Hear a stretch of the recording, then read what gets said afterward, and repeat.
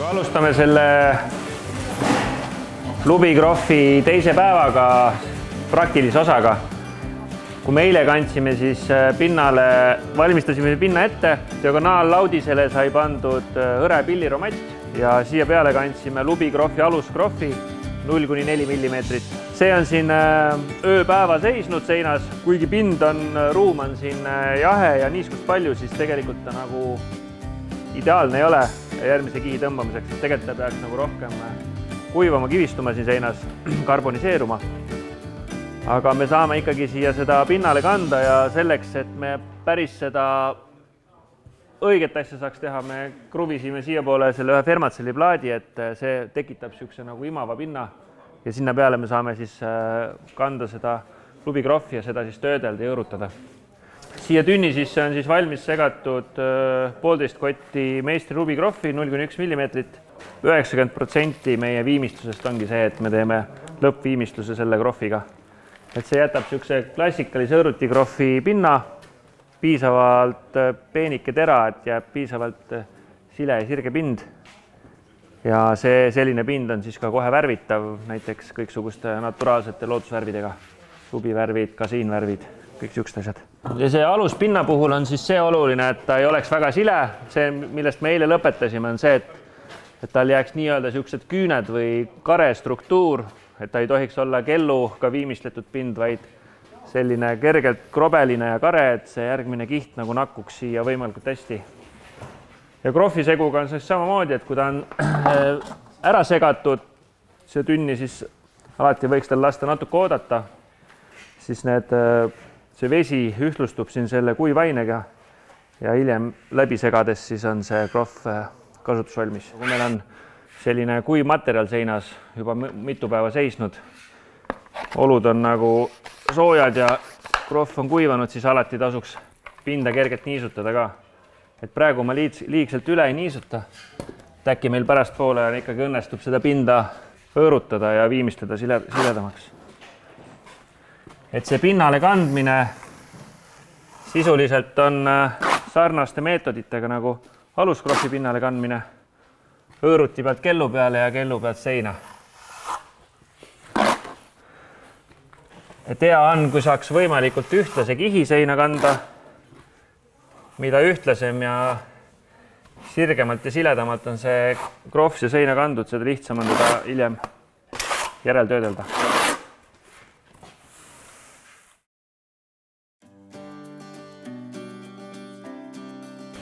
Et kui tekib kahtlus, et nagu ei saanud väga sirgelt seina, siis alati võib ka teistpidi üle käia, et see kindlustab selle, et on mõnusalt ühtlane tasane kiht seina kantud. Praegu vastu valgust vaadates see groffi pind kõik nagu läigib ja sillerdab siin, et selline pindmine vesi peab siin ära kaduma. Antul pinna puhul, kui alusgroff on kergelt niiske, siis see võtab kauem aega, aga põhimõtteliselt on nii, et see alusgroff imab sellest peale kantud groffist siis liigse niiskuse välja ja pinda saab hakata siis töötlema õõrutiga siluma. Segu on pinnale kantud ja segu on piisavalt tahenenud, nii et aluspind on osa niiskusest endale tõmbanud ja osa on välja kuivanud, siis on õige aeg töödelda pinda siis õõrutiga. Et mida suurem ja siledam, sirgem pind on, seda suurem võiks õõrutiga olla, et sellega saab siis kiiresti pinna siledaks, samas kui on väga laineline pind, siis peaks nagu suurem õõruti vahetama väiksema vastu. Ja mõte siis on see, et kõrgematelt pindadelt viiakse see segu siis nõgusamatele pindadele ja pind saab tasane ja sile. Et seda nimetatakse siis õõrutamiseks ja tulemuseks saavutatakse siis selline klassikaline õõrutigroff. Et nüüd lõpmatusena ei saa seda pinda siin siluda, et mingi hetk ta enam nagu seda materjali ümber ei jaota siin seinas kõrgematelt madalamatele kohtadele. Et siis üks variant ongi see, et me vaatame, kus need nõgusamad kohad on.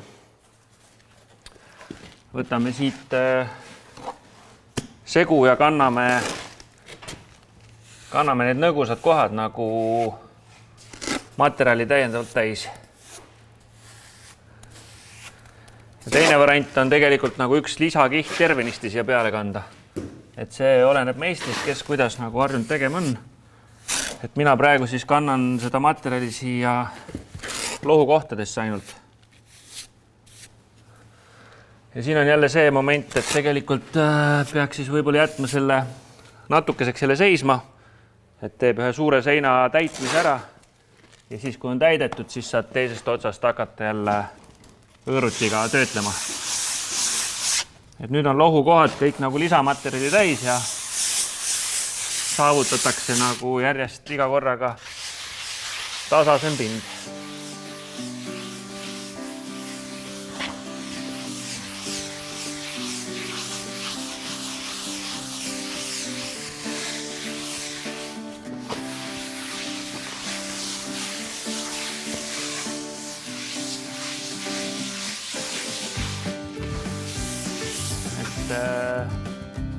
Otse peale vaadates nagu neid lohukohti taga ei näegi, et kui panna tuli valgus mööda seina jooksma, siis on eriti hästi näha neid kohti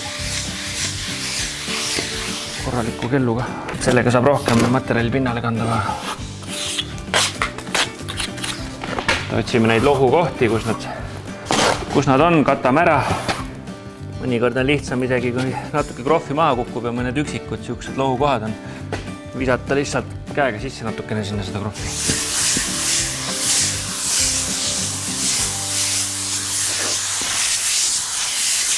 Ja kui õõruti veab nagu jutti järgi peale liigutusi, siis on tegelikult siit kohast on natukene veel märg see krohv. Ja seda on ka nagu helist natuke kuulda, et ta peab natuke nagu selline sahisevat ja krabisevat häält tegema. Ja kui ta hakkab liiga palju krabisema jälle, siis on see olukord, et krohv on liiga kuiv juba seinas, siis aitab alati niisutamine, et kui mõni koht, tavaliselt on nii ka, et see krohv nagu kuivabki ebaühtlaselt. Eriti kui on näiteks mingid timavad pinnad all, et mõned kohad on saanud natuke rohkem vett ja niiskust ja mõned vähem. Siis alati tuleks nagu seda kohta niisutada, mis liialt ära hakkab kuivama. Ta sulatab natukesene krohv üles ja pind on jälle töödeldav.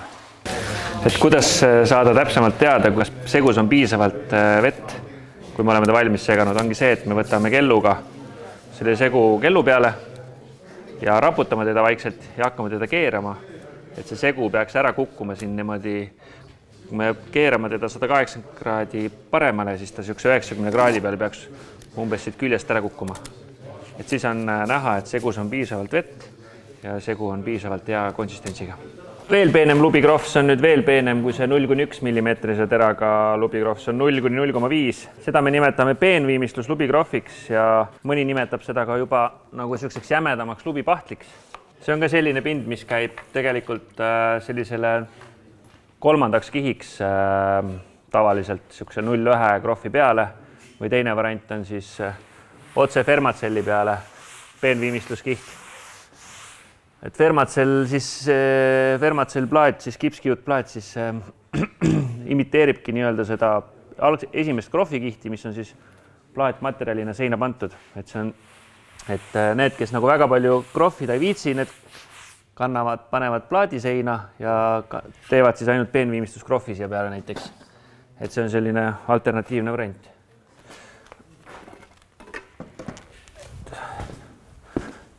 Tegelikult krohvimisvõte kui selline on täpselt sama. Siin ei ole vahet, millist segu me seina kanname. Lihtsalt see hilisem töötlus ja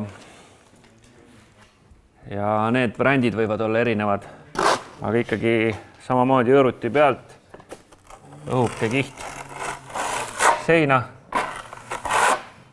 Oluline siis võimalikult tasane ja ühepaksune kiht saavutada, et hiljem oleks töödelda lihtsam. Et samamoodi nagu Elari rääkis, et parem on siis selline 2 õhukest kihti kanda seina, et esimene kiht on puhvriks all, niiskuspuhvriks ja teine siis on selliseks viimistluskihiks. Kihi paksus on umbes selline ütleme 2-3 milli jah, laias laastus, et mitte rohkem. Et kuna tal on ikkagi alla millimeetrine tera sees, siis üle 2-3 milli nagu väga ei tohiks minna sellega.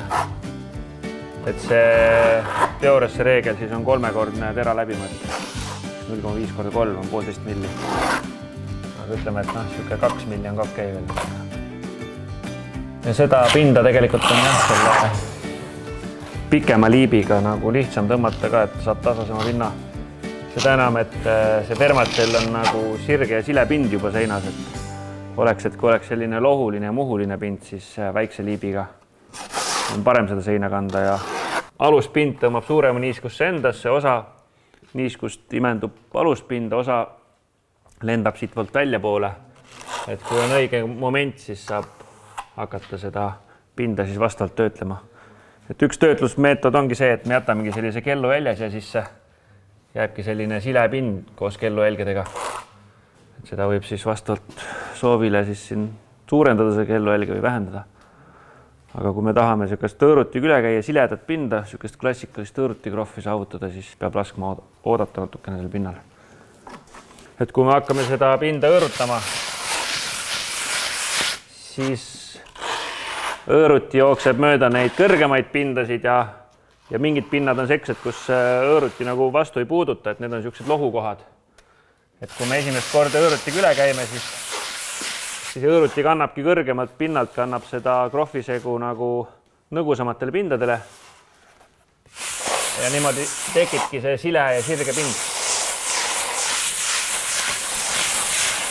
See on küll suhteliselt jämeda teraga aluskrohv siin, et see liivatera hakkab siin ringi käima ja tekitab niisuguse krobelise pinna, aga üldpildis on see, et need lohukohad nüüd tuleks täita uue krohviseguga ja uuesti üle õõrutada. Siis iga korraga järjest lähebki siledamaks ja sirgemaks see pind ja tekib selline õõrutikrohv.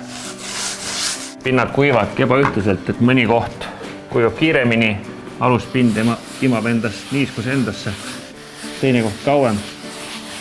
Siis see veepudel peab alati olema nagu käepärast võtta, et tavaliselt sellised servaalad, välisnurga servad kuivad päris kiiresti seal õhk, ringleb ja liigub kiiremini. Need kohad tuleks tavaliselt kiiremini ära õõrutada. No see keskmine osa juba hakkab looma siin, et tekib selline ühtlane struktuurselt sile pind. Ja sellised peenviimistluskroffe siis, kuna need on hästi peenikesed ja tekitavad pinnale õhukese kihi, siis neid saab ka alati toonida. Et lisatakse pigmenti siia segu sisse, segatakse läbi ja kantakse seina, et siis on kohe selline peenviimistluskrohv, mis on toonitud. Kui meil on viimistlussegu pinnale kantud, leitud see õige töötlusaeg, millal me saame õõrutada, viimistleda seda pinda, siis kui meil on saavutatud enda jaoks rahuldav pinnaviimistlus, pinnastruktuur, olgu see siis, on see siis õõrutikrohv või kellukrohv, siis ongi tegelikult see krohvimise osa lõppenud. Tuleb oodata, ütleme tavaliselt paar päeva, 2-3 päeva, kuni me saame seda pinda siis värvida. Ja sobivateks värvideks on siis erinevad naturaalsed värvid. Lubipõhistele pindadele võiks nagu soovitada pigem lubjapõhiseid värve, näiteks lubivärvid, lubiliimvärvid, struktuursed lubivärvid või siis ka teisi naturaalseid värve, kasiinvärvid, savivärvid, kõik sellised. Ja kui soovitakse näiteks mitte värvida, et saavutada sellist naturaalset krohvitooni, jätta siis naturaalne krohvitoon, siis on alati võimalus seda teha, aga hea oleks, kui saaks siis läbipaistva krundiga selle katta. Ja sobivateks kruntideks on siis erinevad naturaalsed krundid, tselluloosgrunt näiteks, kasiinkrunt. Et need on siis sellised krundid, mis on läbipaistvad ja tekitavad siis naturaalsele krohvipinnale niisuguse loomuliku ja läbipaistva kattekihi, aga samas siis kaitsevad neid.